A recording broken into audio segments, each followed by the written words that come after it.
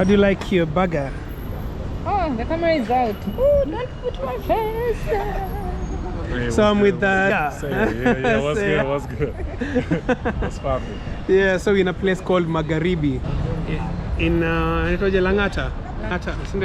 Langata. What's up, guys? So how was the meal? The meal's real good. Uh-huh. Really dope place, dope spot. Thanks for taking me there too. Thank you. So the next time you guys come, we're in a place called Timol, and right now this is where we're going to run the interview from. We went to Mashariki. But it's on your way to South C, South B, or Nairobi West. Yeah. Oh. Coming to our guest of the day, it's Sia. Saya, yep. Sia. Yeah. So Sia, where are you from, Sia? Yeah, so I'm from Los Angeles, California. You know, it's out here in Kenya now. Yeah. You know, I'm half Nigerian, half I guess Black American. You know, so. So you came from the States to Kenya. So Yeah, how's your Kenya, journey? yeah. How long have you been in Africa right now? Yeah, so shoot, now, I mean, I'm like a veteran at this African experience. I'm like a veteran repat, you know, so I've been out here for about maybe 5 months now, you know, so maybe... 5 months? Yeah, maybe 5 months. Let me see, actually, maybe I'll say 4.5, because I did 3 in Tanzania, and then I did another almost coming up to maybe 2 out here, so... Yeah, I haven't been to Uganda and I haven't been to Rwanda yet. But soon though, soon enough. Hopefully Rwanda opens up their borders, and then, you know, maybe we can all go, you know, take a trip. You never know. You You been out there? No, Rwanda, no. Yeah. No, been to Okay, Uganda and Tanzania. Oh, okay. Rwanda, not yet. So probably Yeah. as soon as the borders are open, we can plan that trip. That would be dope. It'd be dope. Yeah, It'd be dope. for sure. And I'm also still supposed to go to West Africa. You been to West Africa? Nah, not yet. I know the people listening, they like, but he Nigerian though, so how did he not go? But yeah, you know, soon enough I will be going there. You know, I just need to get these things together first. I got the East African tourist visa, so I'll be coming around like, you know, Uganda, Rwanda when they open up their borders. And yeah, you're always welcome to this part of the world. Appreciate it, man. Yes, And all the Americans is listening, man. I hope that you guys know you're welcomed over here, man. It's always good vibes when you come out to Africa, and the people, they actually want y'all here. That's the thing. Some people, they would argue and say, nah, they don't really want us. They actually do, and want you guys over here. So, you know, for sure, because there's so many people who are coming to Africa, which is still good. Yeah. But we still need more of our brothers to come. Exactly. To come around. There's so many people who invest in Africa, and the big chunk of people who come to Africa are sometimes not the Black Americans, the Black from around the world. But you know, when you have an investment here, probably say you invest in an apartment or something, your investment is very genuine. Most of the people, some of the people will come to do an investment that is geared for money only. Yeah. And that is when a brother comes, it's like the Africans who invest back home. The Africans who have left the continent and went to do some kind of business or work across the world. They invest genuinely I get what you're saying. Yes. It's like when black people come over and invest, then it's actually going back into the economy. And if the black person wants to stay and live here, then it goes back to you in some ways too. You know, but then some people come and they just, you know, invest, but just to bring that money back to where they from. So it just leaves. So I feel what you're saying though. I get that.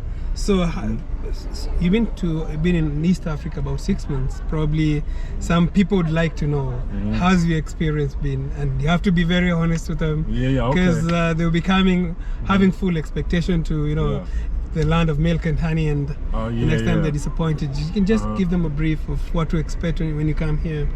So you know, see, I always watch my words. You see how, because you know, you got to be specific, you know. Okay, so Africa's an amazing place, you know, and I feel like on my channel I show, like, you know, the how nice it looks, and you know, on your channel too you show how great it looks. But sometimes, you know, people, they don't see, sometimes, you know, just like in every country, there's, you know, small, you know, things that, you know, may come about. You know, so yeah, I mean, Africa is like, just like, you know, it's really just been an amazing country. Kenya, is very developed, very well developed. I'll almost even compare it to maybe South Africa, in my experience at least. You know that it's a pretty solid comparison from what I've seen. South Africa on the TV, it's very comparable. Let me see. The malls are extremely nice. I mean, I'm talking like everything you guys need, man. Restaurants. I mean, you need places to get tools. I've seen hardware stores, movie theaters are inside of like almost every mall, it seems like, or they call it the cinema out here, or the theater. Let me see, spas, haircut places. You know, us black men from America, we need to keep that haircut looking, cool and stuff. I'm trying to actually get my hair twisted. That's why I'm letting it just grow out. But like, but yeah, to get at least that, that little solid, that solid box line, they have those out here. And they charge a great price, and that's just been my experience so far. Like, I mean, I feel like a lot of people, they might even be almost a little, intimidated, like when they come out, because they're gonna be feeling like, I've seen so much bad stuff about Africa on the movies and stuff, so they might not want to actually come out here. But once you come out here, man, I don't even listen. I wake up in my bed, my nice mattress. I wake up, the TV, I might turn on the news.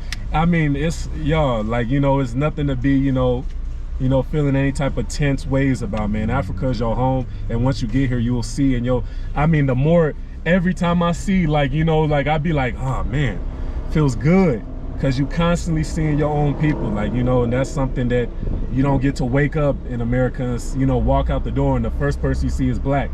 You know what I'm saying? It might be like, Hispanic, Caucasian, all this Indian, maybe Asian. But out here, it's, you seeing your people, and you always feel at home. Yeah. So that's just my experience so far. It's been pretty good. Some little things may pop up here and there, like, maybe like somebody, okay, like today I had an incident, where the laundry, I had somebody do my laundry for me, and they accidentally bleached like 2 or 3 shirts, so I just talked to them about it, and hey, I can't pay for this because you messed it up, and she was fine. She said, oh, okay, I'm sorry. And yeah, so and the best thing about it is, it ain't no like, I don't know how censored you like your content, so I don't be trying to like say too much about like, see, because in America, like, if there's sometimes you can't really dispute things like that, and you can't tell person like I'm not paying, or they, it's a real, it really gets heated. But out here, man, if like everybody understands each other, because it's like a real family dynamic out here, like it really feels like family. But in America, that's why I said they be all that, like, what I'm saying, like America, they go wild and stuff, so it's, out here is just your family, man. Africa's your home, and it hasn't been too hard to settle, What was the motivation to come to Africa? What led you to leave the land of milk and honey and move to Africa, the land that people have been warning you about? And I'm sure you got some very weird response. The land of labor and pain. Yes. It's actually the land of labor and pain. That's what they like to you. Yeah, in America you have to work to live, right? In Africa you can live very easily. But what was the motivation behind you coming to Africa? It's not something that it's not an easy thing, especially if you're a black American. Exactly. People who left Africa a long time ago and went to the States, they know the real Africa to some extent. But people who've never been here, Molo's told, hey, there's so many diseases, this drought, there's a lot of stuff. And it's actually kind of funny. After hearing all these, and what made you come? I can even give you experience of what we're told. Like, it just becomes eventually, man, in America, we've been lied to so much. So eventually you just got to take that big leap of faith and say, man, I don't care what it is in Africa, man. Africa's my home.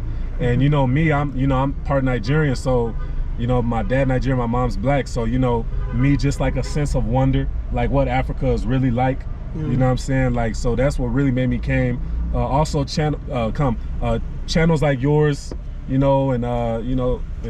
so many people's channels that are showing African Alliance, exactly, light. Exactly, like another light, and actually shows the buildings, actually shows that not all the kids ain't out here holding their stomachs, so that all that stuff really makes the process easier, man. Because they did tell me a lot of stuff before I came out here, and and they did not want me to. They was telling me, man, are you sure you want to go? And you just gotta take that leap of faith, man, because you know your life is short. Like you know, but your life could be what you make it though. So you know that's why I just decided. I said, let me just.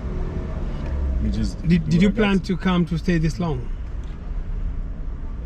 Yes and no. Like, you know, I originally I had planned to like stay maybe until like the 3 months was done, but then I said, man, let me just get a feel for how all of Africa is. So that's why I'm like traveling so much and trying to go to different countries and stuff and see which way. I mean, cause y'all, Africa, man, this has been a really good experience.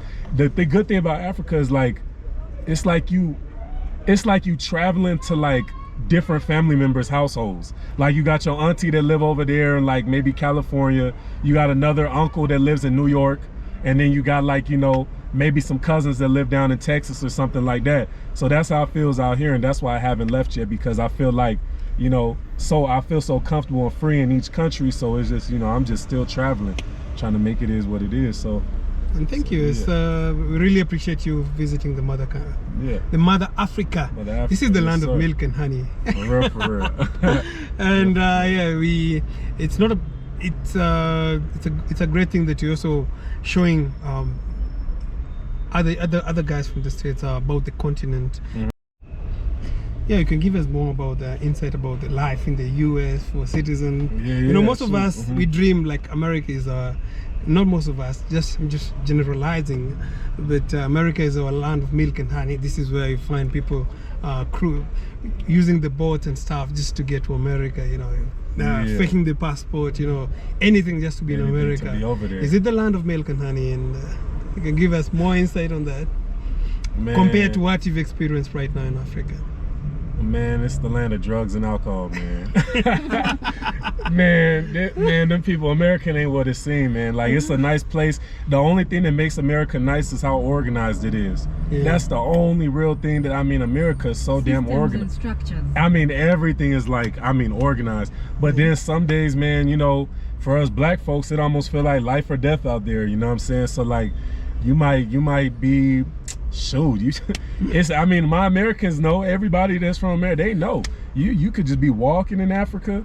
I mean, excuse me, you could be walking in America, some place, and like you guys see on the news, like that stuff happens, but you guys only see in Africa, y'all only seeing like the ones that they want you, the George Floyds and stuff. That stuff happens like maybe 10 times a day with police officers and just all this crazy stuff. It happens so damn much that it's like, you know, black people in America, they starting to become so numb to it. So I mean, one day you can just wake up, you kiss your wife on the forehead or something, like, bye babe, you know what I'm saying? You hug the kids, and you know what I'm saying, after eating breakfast, you go to work, you know what I'm saying? You go it's not serious. Yeah, and then you know, you could be on the way back home now, had a nice day at work, and then here goes a police pew. And I mean, it's just like that. I mean, who lives like where your life can just be taken like that? You've had such experience before.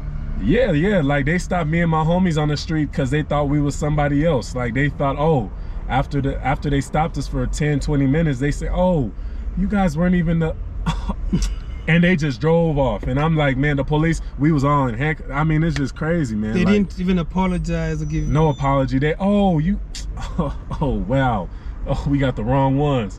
And then they, you know, they just, but to us, that's so normal. Like, it's so normal. So and nobody should have to live like that, you know what I'm saying? So, you know, it's not really the land of milk and honey, man. The reason black people smoke so much weed is to get away from all this shit. Like, you know, they smoke. You gotta smoke. I can imagine. Yeah, you gotta like to be stopped by a police in Kenya is a big deal.